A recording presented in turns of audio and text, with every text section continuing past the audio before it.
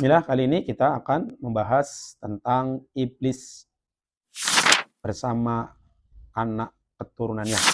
Ada 9 anak keturunan iblis yang perlu kita waspadai dan ia senantiasa mengintai kita sebagai anak Adam. Maka perlu adanya tindakan preventif, melakukan dzikir sore dan dzikir pagi, kemudian juga jangan lupa untuk senantiasa berlindung pada Allah Subhanahu wa taala. Anak keturunan jin atau iblis ya, yang pertama adalah Kanzab. Ini yang senantiasa mengganggu orang di dalam sholat. Ini ada kisah Nabi pernah mencekik jin Kanzab ini. Ya.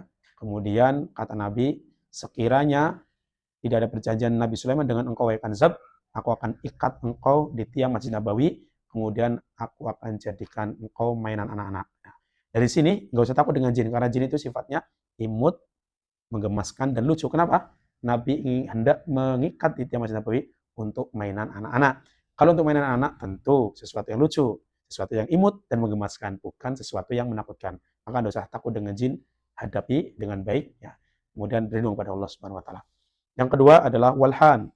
Dia senantiasa mengganggu tauharoh ataupun memberikan was-was ketika sedang bersuci, baik wudhu maupun mandi besar. Kami sering meruqyah orang yang berwudhu berkali-kali, bahkan hitungan ratusan kali.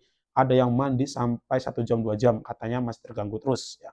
Kemudian udah wudhu, katanya kentut, padahal enggak. Ya, ini adalah gangguan dari jin walhan, ataupun anak keturunan iblis disebutkan walhan. Kemudian yang ketiga, zalanbur. Zalanbur ini senantiasa ia bertugas di pasar. Makanya orang pasar itu bala-bala musuh. Ya. Kelihatannya bala, tapi ternyata dia musuh. Ya. Kemudian al-wasnan, menemani tidur agar tidak bangun. Al-wasnan ini yang senantiasa mengencingi manusia agar tidak bangun subuh. Maka berusahalah sebelum tidur berdoa, wudhu, kemudian tidur. Kemudian tabat, ya. Itu adalah jin ahli dalam mengganggu ahli musibah.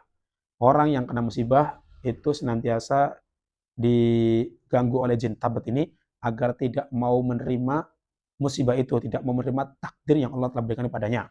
Kemudian ada selain itu adalah jin dasim yang ikut makan, mengadu domba pasangan, ikut tidur, bahkan mohon maaf sampai ikut dalam hubungan suami istri jika tidak berdoa. Ya, jin dasim ini senantiasa ada di rumah-rumah kita. Ya, yang senantiasa ketika kita masuk rumah tanpa salam, tanpa mengucapkan doa, maka dia memanggil temannya, "Hai teman-teman, ada tempat tidur, ada tempat makan untuk kita." Maka dia masuk ke rumah itu. Nah, bisa diusir dengan menggunakan salam, doa, maupun surat Al-Baqarah dibacakan. Kemudian adalah jin yang dengan matwun. Ya, matwun ini memberi kabar untuk senantiasa mengadu domba. Kemudian al-awar, jin yang senantiasa bertugas untuk menyuruh seseorang berzina. Ya, ini.